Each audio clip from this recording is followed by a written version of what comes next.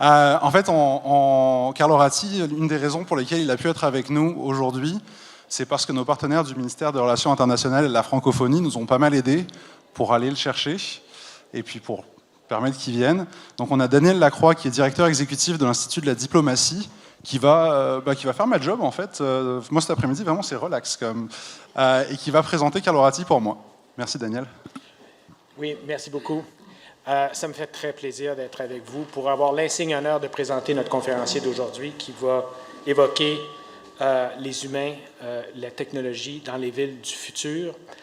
Ça tombe bien parce que dans le monde d'aujourd'hui, les villes sont extrêmement interpellées par tous les enjeux qui concernent les changements climatiques, la mobilité durable, l'attraction de talents.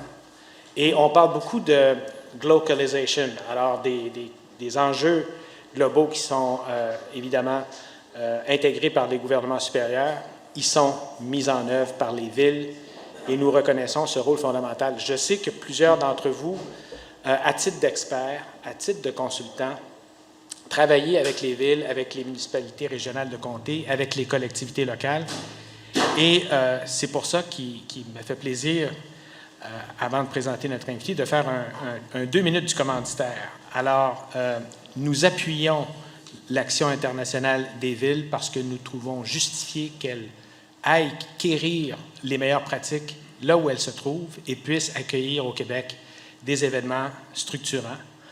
Et parmi les appuis, évidemment, c'est ceux offerts par nos délégués, par nos représentants à l'étranger.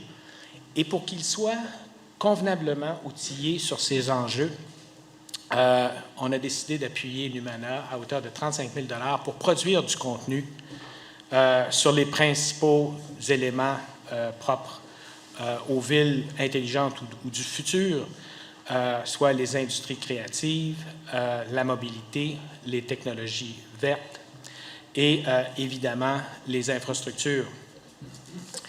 Alors, sans plus tarder, parce que c'est quand même particulier, c'est vraiment d'une sommité mondiale qu'il s'agit cet après-midi et on est tellement heureux que vous soyez avec nous, professeur Ratti. Notre conférencier est architecte, est ingénieur, il est diplômé de la Polytechnique de Turin, PhD de l'Université de Cambridge, actuellement professeur au Massachusetts Institute of Technology, où vous dirigez, M. Ratti, le Senseable City Lab, qui participe à l'innovation sociale à travers le design et la science. Il est fondateur du Carlo Ratti Society, une organisation destinée au design et à l'innovation. Sommité mondiale, oui. Il a été l'auteur d'environ 500 publications savantes sur l'impact des technologies sur la vie urbaine et le design. Il a été nommé par le magazine Esquire comme Best and Brightest et par le magazine Forbes comme, je le traduis librement, un nom à connaître. Alors, vous le connaîtrez aujourd'hui. Monsieur Ratti a été également présentateur pour TED, directeur de programme à l'Institut Stelka, et vous avez même été conservateur au pavillon BMW du Guggenheim à Berlin. Alors, je pourrais énumérer d'autres accomplissements, mais ne voulant pas être divulgateur, je vais vous laisser le soin d'apprécier son expertise, son talent, et je l'invite, sans plus tarder, à nous joindre sur scène.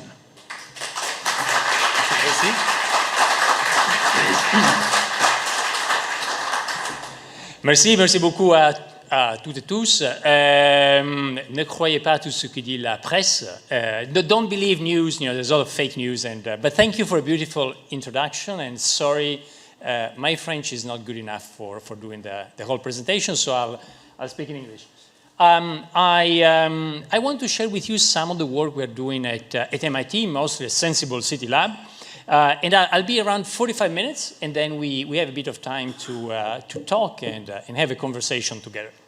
But before that, at the beginning, when we were talking about the presentation today, I was told to talk about cities of the future. And that is quite impossible. And to prove you that, I want to show you how people thought cities in the future would be 100 years ago, over 100 years ago.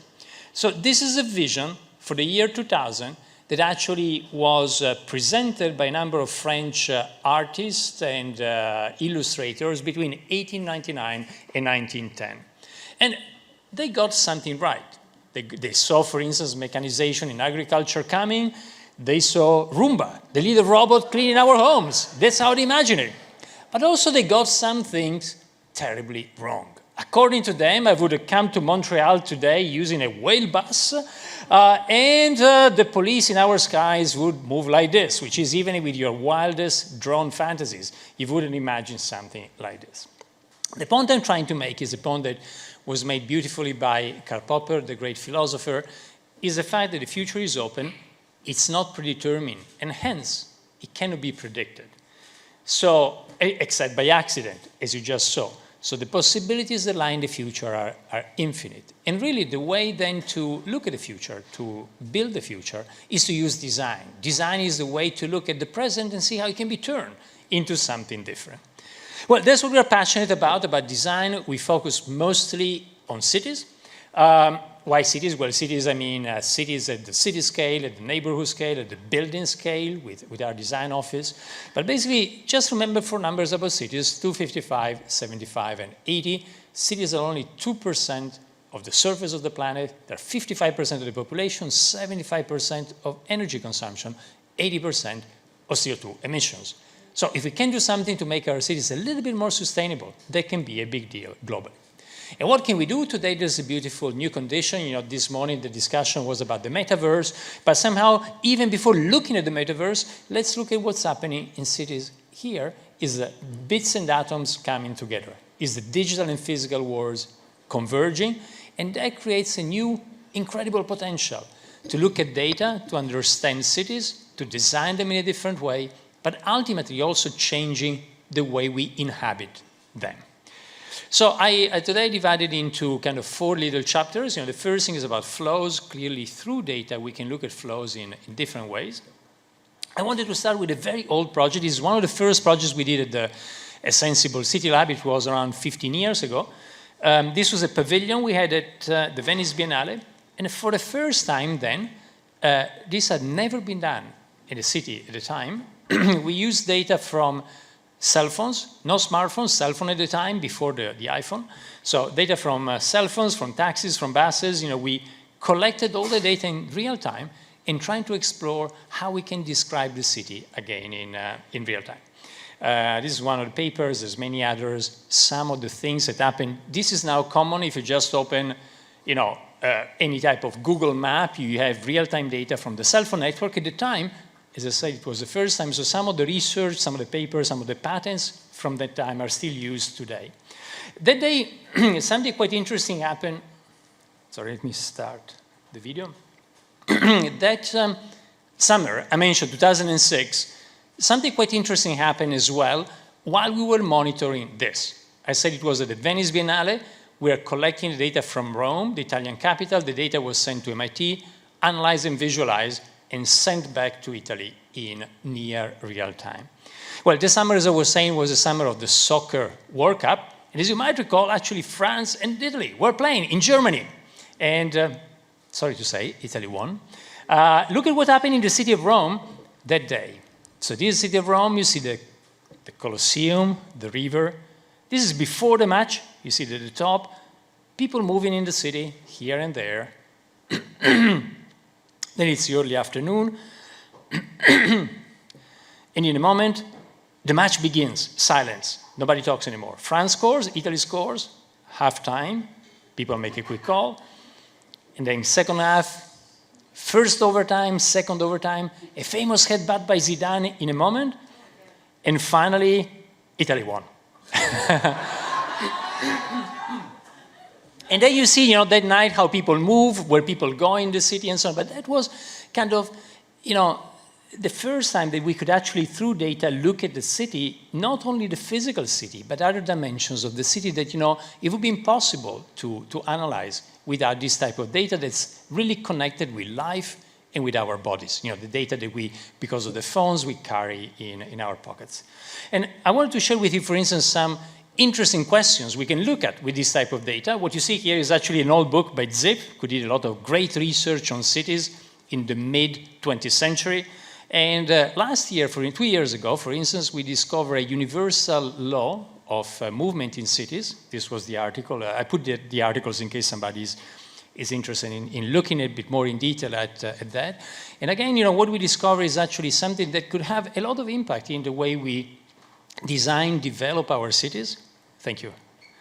Thanks a lot. Sorry, I've been traveling, so my voice today is not very good. Thank you.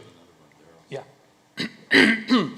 But again, this Zip started by finding part of this equation. We could find the second part of this equation, which is related to the frequency of movement in cities, only because we could, in this case, look at cell phone movements from tens of millions of people in North America and all over the world, of course anonymized, and then discover the other part of the equation. I'll tell you another little story. When I was at Cambridge in the UK, I was in this college called Darwin College. The university is organized with departments and colleges, and every day I would go from the department to the college and vice versa, but I realized that I had a higher probability to follow one route to go from A to B, and a different route to go from B to A. And at the time, as I was a student at Cambridge, that puzzled me. It was, first of all, if you follow the shortest path means you go from A to B or B to A in the same way. The shortest path is symmetrical. So I wasn't symmetrical, and that bothered me. I was consistently inconsistent. And so I was curious, is it only my brain or is something else? Well, it took us a long time, but just a year ago, we could actually look at similar data from movements in cities. Over 100,000 people in Boston, 100,000 people in San Francisco, and we discover actually that our brain doesn't follow the shortest path, and you see it there, but follows something different, which is very similar to what animals do, which is minimizing angular deviation. We call it the pointiest path. So we try to get to our goal by minimizing the angular deviation, which actually makes path non-symmetrical. And if you think about that, it's interesting. That is good enough, usually, similar to a shortest path, you see it there, but it's much easier to calculate and to compute. So you could imagine that the evolution over, hundreds of thousands of years developed a system which is probably good enough for living, but it's not perfectly, shortest path. But again, it saves a lot of computational power if you need to look for other things that might be happening around your cells. And we thought, that is interesting because as we develop more and more intelligence, we're discussing this today at the conference, more artificial intelligence and physical intelligence are more and more coupled. Then it's very important that we look at how the two works in order, again, to combine them better. So, but the bottom line is what I'm saying is that today we can look at a city like this, like we couldn't just 10 or 15 years ago. That's actually Lisbon. It is mapped using billions of data points from the mobility network. And this was at MoMA, the Museum of Modern Art in New York, was done by Pedro Cruz from our lab at MIT, now a professor at Northeastern.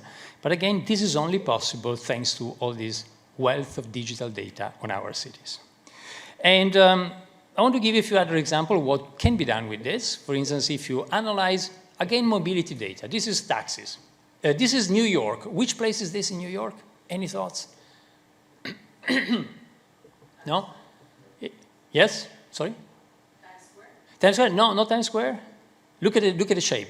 The airport, yes, that's JFK. So if you landed at JFK, you are probably one of the little dots. The blue dots and yellow dot, pickups and drop-offs. If you zoom out, you see down there JFK and then Manhattan and all the boroughs. And we got the data quite a few years ago. That was before Uber launched Uber Pool, the sharing of rides. And the first question we asked ourselves was, well, how many trips could be shared by more than 2 people in taxis in New York? And if you look at that between those 2 points in Manhattan, you got hundreds of thousands of trips connecting them over the course of the year. So potentially every day you got a lot of potential for sharing rides.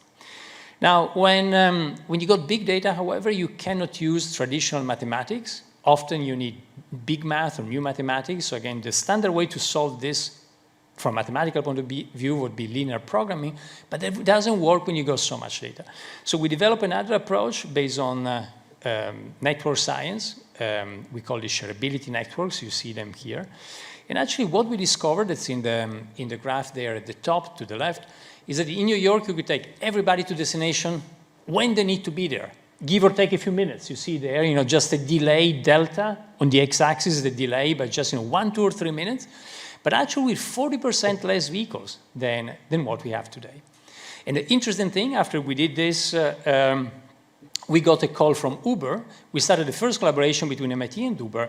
And as you might know, Uber Pool today allows that. That has been done by Uber, by Lyft, by Didi, by most similar companies around the world. It really turned now into a tens of billions of dollar industry, de facto sharing rides. And for us, the nice thing is, if two people share the same car, it means one less car on the road, which means less energy consumption, less pollution, and less congestion in our cities. So again, an example of how digital can tell us something about the city. We analyze it, and that then can, in turn, become a different way to run the city. This is a more recent project. It's from 2.5 years ago. We looked at another problem in New York. That's not about sharing rides, but doing better dispatching. It turns out there as well, there's huge savings we could have. That's a paper that was published, and that's a little video. Yes.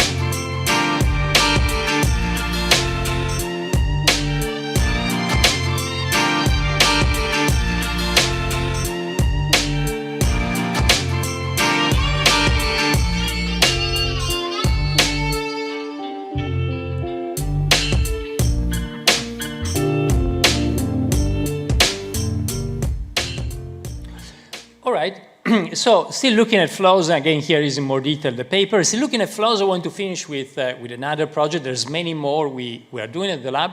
But one of the things we also like is looking at invisible flows. And for instance, if you look at this, that computer down there, today, you know everything about it. Every chip in that machine, you know where it was produced, how it moved on the planet, how it became, again, that machine. So today we know everything about the global supply chain. But when you stop using that machine, that computer, you sell it, you give it to somebody else, at some point somebody will throw it away, and then you know very little about it. Sometimes, you know, waste ends up where it should. So our idea was quite simple. It was, you know, what if we could design a little tag to put on trash and follow trash? And, you know, we couldn't find anything off the shelf. We had to design the tag. The tag is almost like a miniature smartphone.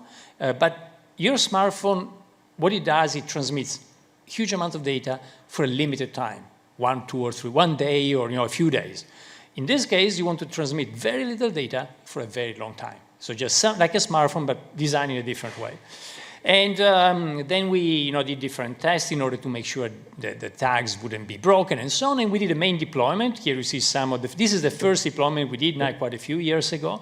We did it in Seattle. We got 500 volunteers and 3,000 pieces of trash. That was the experiment.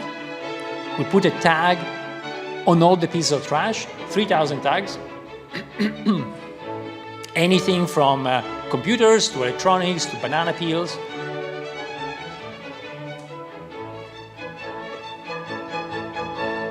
And after tagging all of them, we started following them.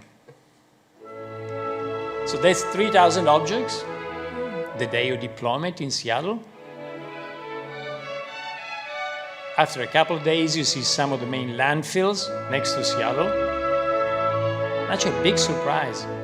How far stuff started to travel. sometimes in crazy, unexpected ways. Look at the trace went all the way to Chicago, changed its mind, and went back to California. And still moving after 1 month or 2 months.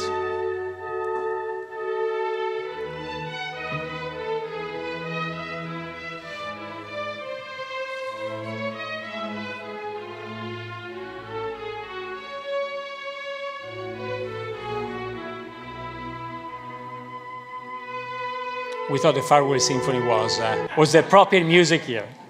So what did we learn? We learned actually 4 quick lessons. The first thing is actually, you can follow individual elements, you see where they go, and you can really look at, learn more about how we can save energy. For instance, I showed you 2 traces, one going to Chicago. Both traces went to the same place in California, but actually following to different routes. And again, if we know this, we can actually save a lot in terms of energy and so on. We also discovered places that are not EPA facilities, where actually waste went. So something fishy was going on there. So we found actually quite a few traces. You see them there in this kind of gravel facility. We emailed them and they say, we have no idea what you're talking about, but somehow some waste was going there where it shouldn't. So somehow, you can look at all of this, analyze it. This is in one of the papers. You find it online. And then, we can start seeing how we can save energy and optimize, not the supply chain. Supply chain over the past 20, 30 years has been totally restudied and optimized, but call it the removal chain, what happens to things after we throw them away. The second thing that's interesting as well is that we were sharing all this information with people. And data has a beautiful impact. Data can create feedback loops, even if you don't do anything. Just by sharing information, then we all can change our behavior. And so we were sharing this, and some people came to us and said, well, now, after I saw where things I throw away go, I changed my behavior. One example was somebody said, I used to drink water in plastic bottles. Now that I know that those plastic bottles go to a landfill just a few miles from home, so I decided to stop drinking water in plastic bottles. So somehow data itself can create very interesting feedback loops. The third thing is actually that in the project we started by looking just at the United States. And the reason, by the way, was very simple, was purely purely about, about the budget. And the reason is that each of those tags, I told you it's like a miniature smartphone, so it has a SIM card. The last thing you want is to have 3,000 SIM card on a data plan moving all around the world. That would be super expensive. So what we did as a follow-up was actually do a small project on e-waste, just on globally, but just on e-waste, because that's a problem where we saw that a lot of traces were leaving the United States and we couldn't follow them anymore. So by focusing on e-waste, we discovered places such as this one in the middle of the jungle in Asia. That's the 200 tags from the United States all over the world. Each of them is just e-waste. And some of those are legal, but some of those are not. Again, by knowing more about our cities, about our countries, about flows, we can then fix some of the issues. And in this case, by the way, this as well became a documentary by PBS, and hopefully some of the loopholes that we detected here have been fixed so that some of the e-waste doesn't go anymore to pollute jungles across the planet. The final thing we discovered was totally unexpected. It happened when a burglar came to our lab at MIT. This poor guy stole plenty of stuff, including tags and computers that tell you where they go. And this is what happened.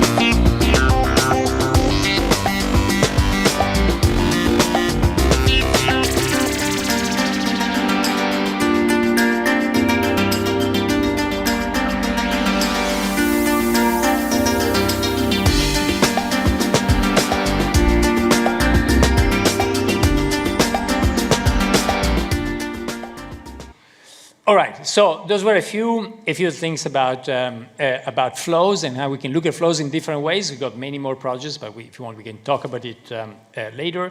Another important thing about autonomy, everybody's obsessed now with autonomous cars, with autonomous systems and so on, and so we've been doing a lot of work. We're doing work with colleagues in Singapore, focusing on the autonomous side, on the self-driving component, but also, more importantly, looking at the impact on cities. So what is autonomy? You're probably all familiar with it, but if you add to a car a bunch of cameras, and most importantly, what you see there, the two little ears are a LiDAR. The LiDAR does a three-dimensional scan of the city, and then when you got this information, the car drives itself. And then one of the things we looked at, well, if the car drives itself, for instance, it doesn't need to be parked all day. It can keep on moving by giving you a lift in the morning and then giving a lift to somebody else in your family or to anybody else in the city. So we quantified this. What you see here is actually some research in Singapore. The reason, by the way, we got cities so filled with cars is that today cars are parked 95% of the time. They're only used 10% of the time.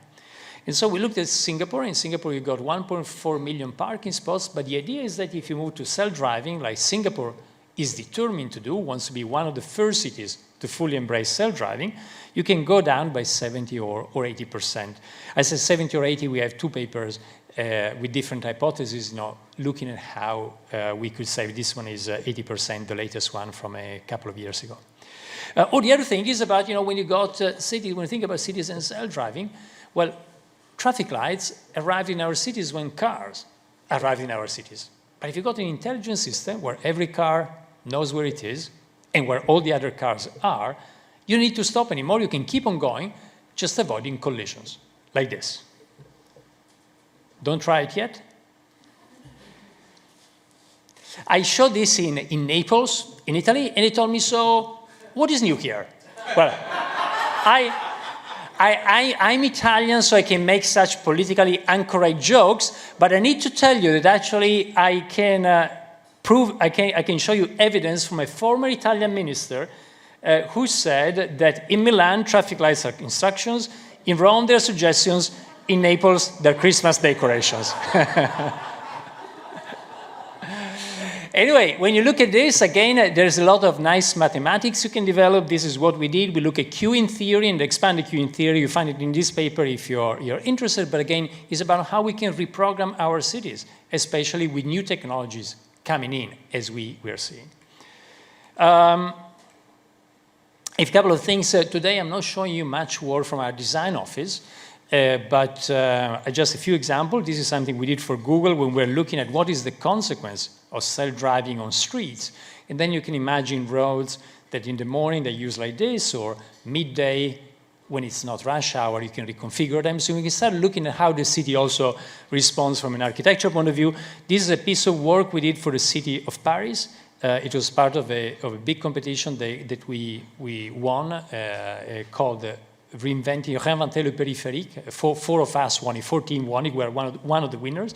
But basically looking at how the periphery could be changed into a new type of infrastructure for reconfiguration, for producing energy. And also, when you got EVs and AVs, autonomous vehicles and electric vehicles, then, you have a system where you got big roads can be much less polluting, much safer. So we can also think about how the city can, again, close and get much closer. I mean, if you know the peripheric in Paris today is like a big separation between two parts of the city, you can see how the two sides can connect again, and we can inhabit much closer to the street than today. But another example of autonomy is what we've been doing in Amsterdam. In the city of Amsterdam, the mayor came to us a few years ago, and she also was very excited with autonomy. But we said, well, autonomy is great. We have been working on it in Singapore now for today, we've been working in Singapore for 10 years on autonomy. But we said, if you look at Amsterdam, the city center is not really a lot of asphalt, it's a lot of water. And so we said, what about thinking about not autonomous cars, but let's think about autonomous boats. We call them a rowboat.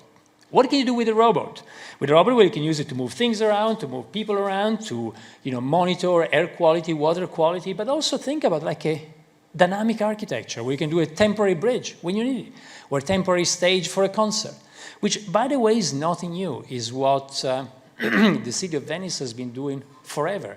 in a special day called the Festa del Redentore. And I think that's what I like, how I like to think about technology. Paul Valéry put it in a beautiful way. Paul Valéry, in one of his thoughts, he says, you know, what I demand from modern technology, from modern life, is actually to lead a non-modern life in a better way. So sometimes technology is just a way to do what we always wanted to do, or what we were doing in a different way. I'll show you very briefly what we've done in Amsterdam. We started by small boats. This is 1:4 scale, different type of propulsion. You know, we tested them 1:4.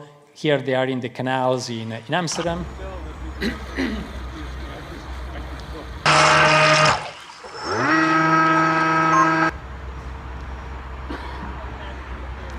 They're symmetrical, they can go both ways, also laterally, as you see here.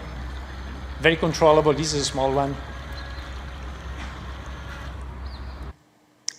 We told the mayor in Amsterdam, you know, no worries, even if research fails, we'll open a toy company, because everybody seems to have so much fun playing with these in the canals. But to do that, to actually develop a system, you need to map the whole city. So here you see mapping all of the canals, all the flows in real time. You need to teach the system how to move. Remember I told you the LiDAR. The 2 little ears that you saw on the car before, this is exactly what they get. Every second, 300,000 points. So this is how a robot sees Amsterdam. This is the data that artificial intelligence uses in order to navigate.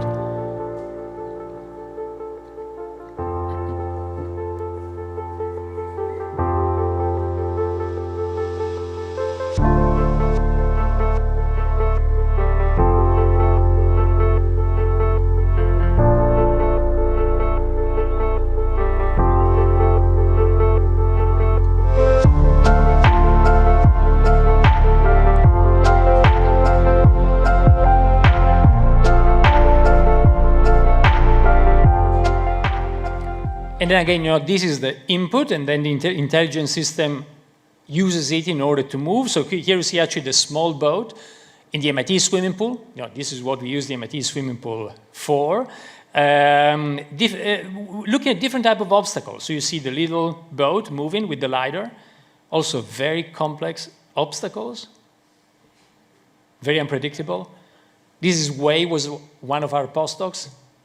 He was just promoted because of that. And here you see the system. So you get all the data, and that it uses the artificial intelligence system uses it in order to navigate and avoid obstacles. Some of the papers, you find them online. This is Robot Today. Let me just stop it for a second. This Robot Today is going to be previewed next year at the opening of the Paris Olympics on the Seine. And this is actually today in Amsterdam. So if you're in Amsterdam, let me know. I'll organize a little robot tour. This is Lucy. Lucy is a rowboat, a fully autonomous, zero-emission boat that operates on urban waterways, and she can change the way cities work. Oops. Can we click? I don't know what happened. This is Lucy. Lucy is a rowboat, a fully autonomous, zero-emission boat that operates on urban waterways, and she can change the way cities work. As congestion and emissions continue to rise, while cities continue to grow, the existing infrastructure of many cities struggles to keep up. Rowboats offer a solution by moving road traffic to the water. By bringing passengers from A to B, or as an on-demand boat, taking you anywhere you want. And they can also help the city as a multi-purpose workboat. Take Crystal. She is equipped to collect household waste to free the streets from heavy garbage trucks. Rowboats are fully autonomous, so they navigate without a skipper and can operate 24/7. In order to sail by themselves, rowboats need to perceive. There's probably a computer thing. It was almost over anyway, but you got the gist of it. I think we moved the presentation to a new computer, and probably there's a little glitch. I want to finish with a section on energy. And this is actually a project we did from our design office, not from MIT. And it was a response to a competition done by the city of Helsinki. By the way, this is today the largest urban decarbonization project in the world. The city of Helsinki decided a couple of years ago to launch a major challenge in order to find new solutions for district heating. In Helsinki, you got good things and bad things. The good things is most of the city uses district heating, which means, usually it's very positive, you produce power, and then you got hot water as a byproduct, and then you run the hot water and you heat the city as a bonus. At the same time, the problem in Helsinki is that most of the power generating plants are actually run on coal. And the city decided to decommission them by 2025, between 2025 and 2030.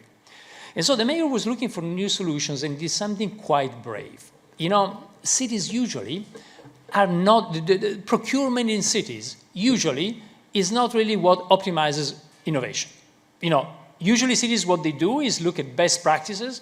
And if you think about it, the best practice means you look at another city who probably 20 or 30 years before had a great idea. And it took them 10 years to develop, 10 years to implement it, to do it, and then to see it was working. Well, what do? You take that idea and you copy it. You're basically locking the future into the past. So this works very well if you want to minimize risk. It doesn't work well if you need to innovate. And certainly when we look at decarbonization, we need to innovate and be very fast. So the mayor did something quite brave for a city.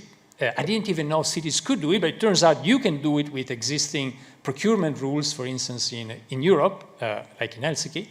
And that was do something similar to the X Prize. The X Prize in the United States, the X Prize Foundation, as you might know, they take difficult issues, they run a challenge, they got a prize, whatever, 10 million or whatever, and they let people from all over the world compete for that. So the mayor did the same. We put together a team. Initially, we had 250 participants from all over the world, some of them big companies. I remember the first call, there was the atomic energy company from China, big multinationals, 250 participants, 10 finalists, and then the winners. Again, we were selected as winners in the end, one of the 4 winners. When I say we, this was run by the design office in New York, but with many engineers, different engineers, Ramboll, Transolar, SBP, also some big companies, Danfoss and Schneider Electric, OP, helping with the financial side, or Squint Opera in order to visualize it and kind of present it to a broader public. That's a little video, then I'll tell you a bit more about it. We're excited to present to you the Hot Heart, an innovative solution to decarbonize Helsinki. Here is how we do it.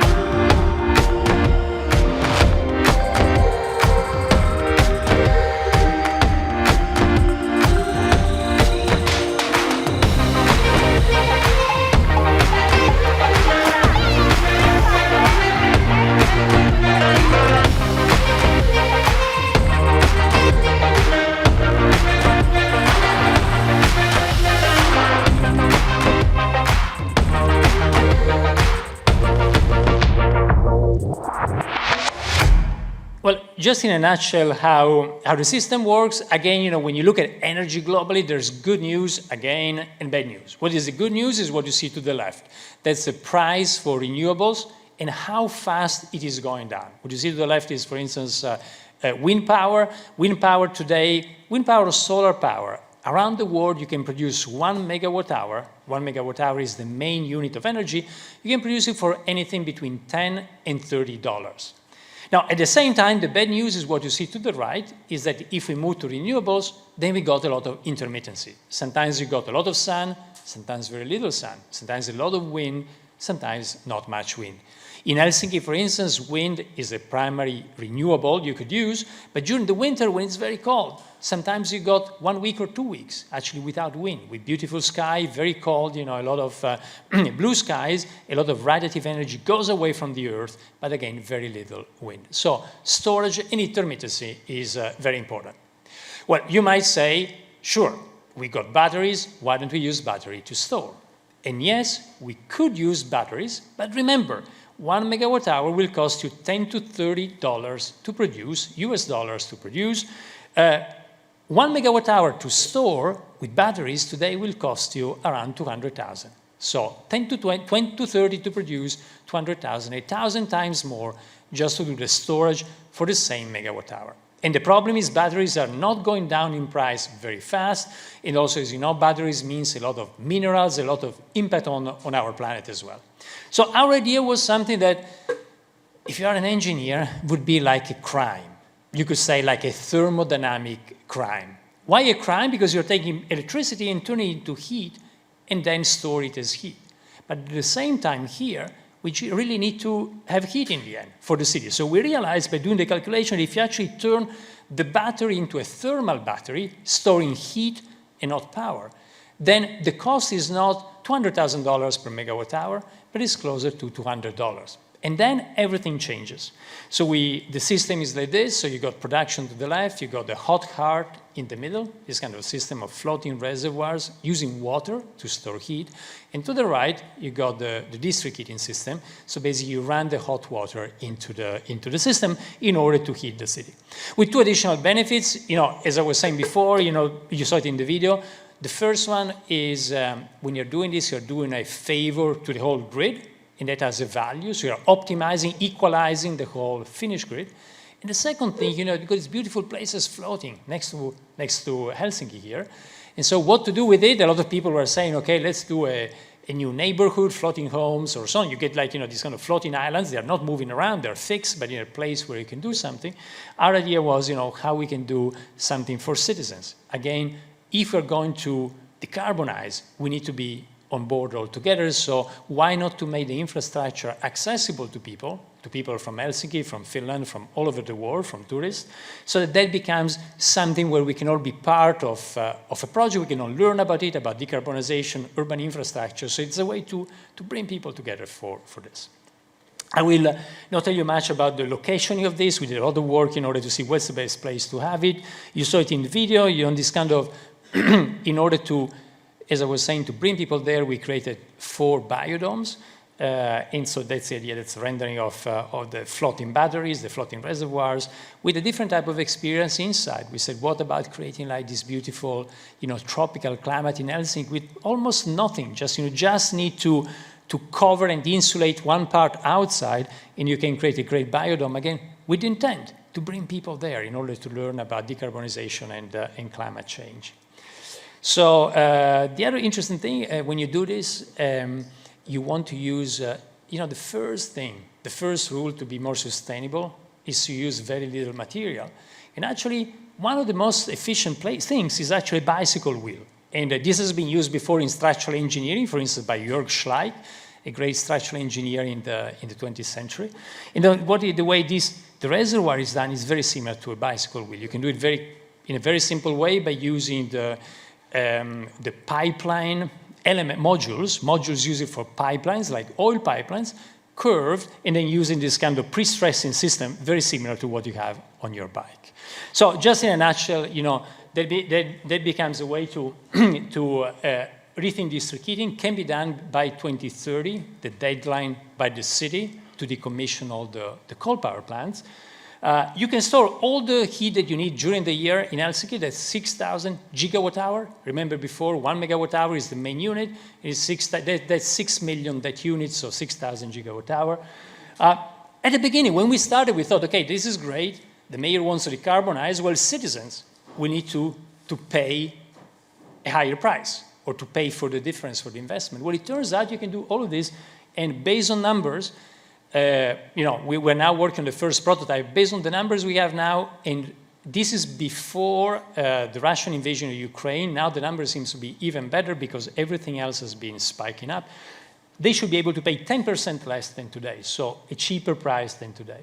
The two bonuses I mentioned, the load balancing of the Finnish grid and the tropical forest, and yes, it's a significant investment, around $1 billion, but again, with a payback time that's quite good and quite attractive also for many investors. So again, I want to share this as we're doing more and more projects and work in the space of energy. We're working now in Dubai with the opposite problem, especially something we'll present at COP this year, but very similar. The problem is similar, but it's in reverse, it's cooling instead of heating. But I think this is going to be one of the key challenges in cities globally. And I'd love to discuss and hear more about some of the actions here in Canada and in Quebec. Now, that was the last part I wanted to share with you. I just wanted with you to share a little bit about work. And I added this at the last minute. It seems to me like some of the conversations today also don't look at city in terms of what is going to happen after COVID. We've all seen cities like this. That was Fifth Avenue during COVID. And everybody thought we would go back to pre-COVID, but that's not the case. And if any of you is interested, actually, I, together with Ed Glazer, Ed is a colleague at Harvard, he runs the economics department. We had an op-ed in the New York Times 3 weeks ago, where we really look at this and actually try to give a name to this new condition of cities, which is certainly not what it was before. If you look at cities today, that's how much empty office space you have in New York. And if you look at this, which is, vacancies that are much higher than during the Great Recession in 2009, 2010, in really a bit. So certainly things are not going back to what they were before. So I just wanted to finish with a few thoughts about, how this is going to look for our cities. And I wanted to share with you some lessons we learned on the MIT campus. First of all, that's the MIT campus. That's Boston downtown, the river, Cambridge, Massachusetts. It's like a small town in a small city inside the city. And the MIT campus was one of the first campuses globally to be totally covered with Wi-Fi. So since the very beginning, now over 15 years ago, we started monitoring all of the Wi-Fi information in order to better understand how people use space. And one of the things we documented in the meanwhile has been the great difference in the way of working. This was before COVID. Now, COVID accelerated the trend, but this was already before. We used to work, as you see there to the left, and now we work, as you see there, to the right. Now, this is a bit biased. As you might guess, I picked the most appalling computer room I could find at MIT. No daylight, very terrible space. And to the right, you see a beautiful sunny day. I need to tell you, during the winter, when the weather is like Montreal, it's not exactly the same. But it gives you a sense of the change. The change is what we are seeing globally. We used to work like this. By the way, this is French director Jacques Tati making fun of cubicles in playtime. And now we work like this. That's a space we designed for one of the big co-working spaces in Europe. Our office designed for one of the biggest co-working players in Europe. So again, we can look at data in order to see what's going on.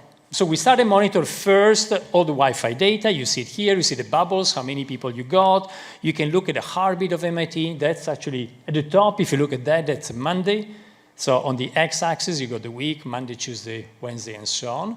At the top, you see the overall activity. So you see actually Monday, you see people getting to campus around 9 or 10 a.m. Few people leaving at 5. Most people really still working until the middle of the night. And even in the middle of the night, you got a lot of activity on the campus. And the same happens on Monday, on Tuesday, on Wednesday, on Thursday.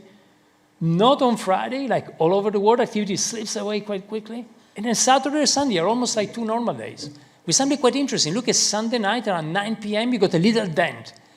And that's when you say, merde, tomorrow is Monday again, and you remember all the things you need to do before the beginning of the new week.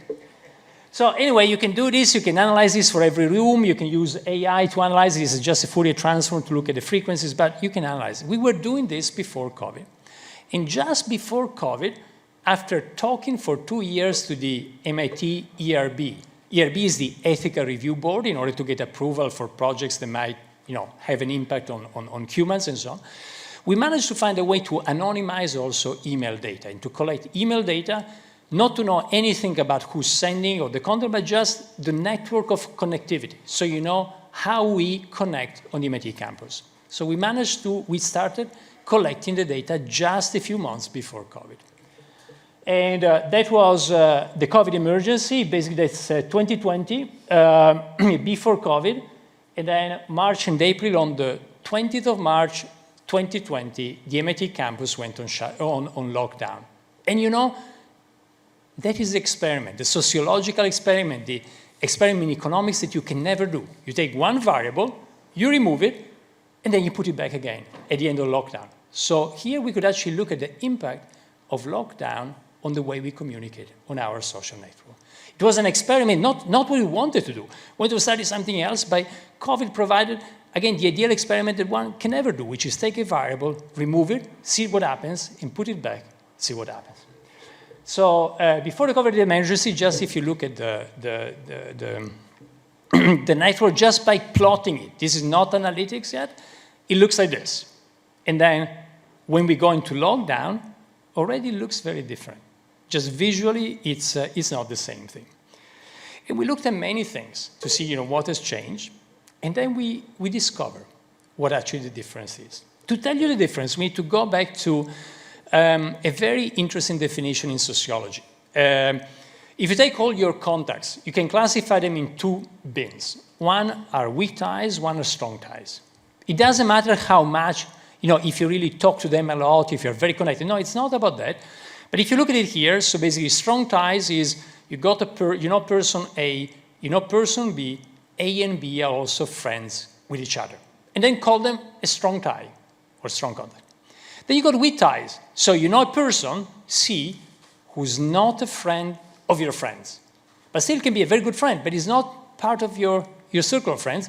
And so, by definition, almost becomes like a link to another community, is what you see there.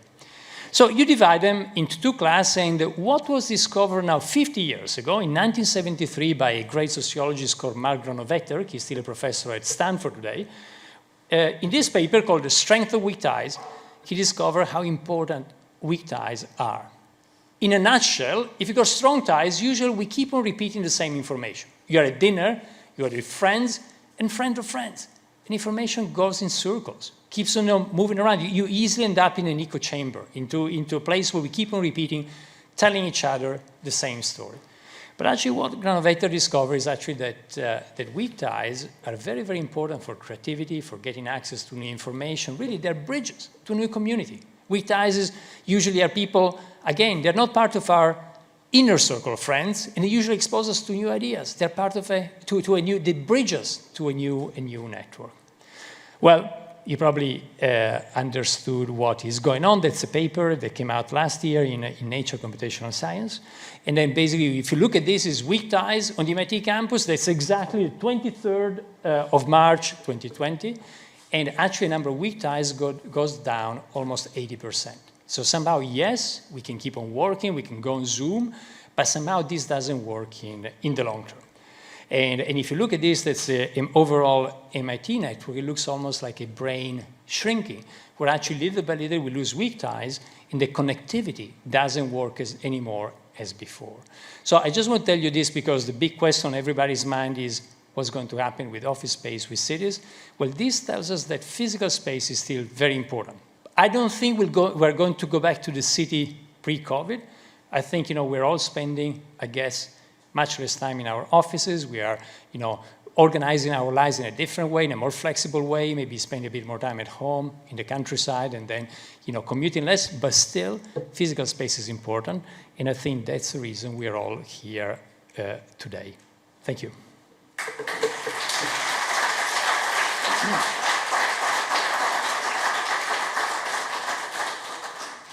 Thank you so much, Professeur Ratti. Merci. Je pense qu'on a encore 10 minutes, 15 minutes. Oui, on a encore du temps pour des questions. Donc, est-ce qu'il y a des gens dans la salle qui ont des questions? Des questions, des idées, des gens qui ne sont pas d'accord. Pascal, tu as une Yes. question? I've got a question regarding your Helsinki project. Yeah. Which stage are the the project as it Yeah, now? we say the project is, so the competition, we won the competition a bit less than 2 years ago, more or less. We were talking about around 2 years ago. Then there was a change of mayor, and it was a change in the main utility company owned by the city called Helen. So we are now working to do a first prototype, quite a big prototype, to be tested in order then to scale up. Meanwhile, it's interesting because the project won many awards beyond Helsinki, and so now we're also working with Amsterdam and Shell. Shell as a division does renewables. So in Amsterdam, to look at this also is another implementation in the canals, especially in the big canal in between Shell's headquarters and the city. And we're working on Dubai, as I was mentioning, on a number of things for COP28 this year. But in Dubai, we're looking at how the same system can be used for district cooling. So you do the same thing, but you store cold water, and then you run it, you use it in order to cool the city. In both cases, seems to be working well. So basically, it's progressing in 3 places. I hope that the first place we will see a working prototype for heating, I hope will be Helsinki and probably Dubai for cooling. Merci Carlo, c'était vraiment intéressant. Moi, je suis vraiment intéressé par le dernier projet sur Weak Ties. Yeah. Et puis tu conclus en disant que l'espace physique est vraiment important. C'est-à-dire que vous avez constaté une vraie relation entre si on est privé de rencontres physiques, ouais. Alors c'est les strong ties qui prennent le dessus? Oui, c'est justement ça. So it's really that. So basically, when you remove physical space during the lockdown, it's only Zoom and digital, and you see all the weak ties go down, which is, what happened. Think about our lives. Via Zoom, you usually talk to your inner circle of friends. Via Zoom, usually use your colleagues at work, your family, and so. But people usually part of strong ties, and then when and this doesn't seem to happen again. And the weak ties don't seem to happen well enough they're still they go down 80%, there's still 20%, a little bit they form, but not that much. One thing we're studying now actually is about onboarding. We have data on onboarding. Onboarding is very important when you got somebody new entering MIT, entering a big organization, and we're seeing the same thing as well. The difficulty of onboarding could be related to the difficulties in terms of weak ties. Et est-ce que la distance? In the distance is key parameter to a certain extent. Again, it's only within a walking radius. If you go to the other side of campus, not much of a difference. It's all in the paper, but basically distance is one of the key parameters, but it has a dependency. So it's not the distance, it's not a linear or so. Up to a certain level, yes, if you are next to each other, that's when, I think the magic also of a conference or something like today is really you meet up. I've met a lot of you, I didn't know before, and those are really weak ties that might lead to new ideas and so on. So that's really the important physical space, but it wouldn't be the same if just, you were here, some of us were here and half a mile away. So somebody's distance, but in an interesting way that's based on human collision. Est-ce qu'il y avait d'autres questions? Vous avez d'autres questions? Oui? Yes. C'est le même. La question peut être en anglais ou français, mais je vais répondre en anglais. Par rapport aux voitures autonomes, je voulais avoir votre position comparativement à des infrastructures comme un tramway ou un tramway qui demande quand même beaucoup de changements dans une ville. Oui. So, good question. I think, autonomy is interesting, but I sort of didn't want to say, actually, a lot of our work is more, tramways are good. Actually, I'm a big fan of bicycles. Personally, I got rid of my car and just ride a bike. But actually, one of the companies, we did a company out of the lab, we had a few startups. I didn't present that. One of the largest one is a company called Super Pedestrian that is now one of the top 5 global players in micromobility, raised around $250 million in this space. So, which is about micromobility, bikes, e-bikes, and so on. So certainly, I didn't want to give the wrong impression. Autonomy is interesting because the car is such a big part of our urban infrastructure, but certainly I'm a great fan of other types of mobility. Certainly public mobility, when you think about tramway or buses and so on, is very interesting, has a much smaller footprint than cars. And also, personally, I think that biking and micromobility need to be part of the solution in the future. So that now all the companies in micromobilities are kind of there's a lot of consolidation in the market because there was a lot of VC money when money was very cheap and so on. So things will change a lot, but I hope that micromobility will be part of the solution because that's really the most sustainable way we can have to move in cities. On va passer à la suite du programme. On a bientôt fini la journée. Merci beaucoup. On peut applaudir professeur Carlo Ratti.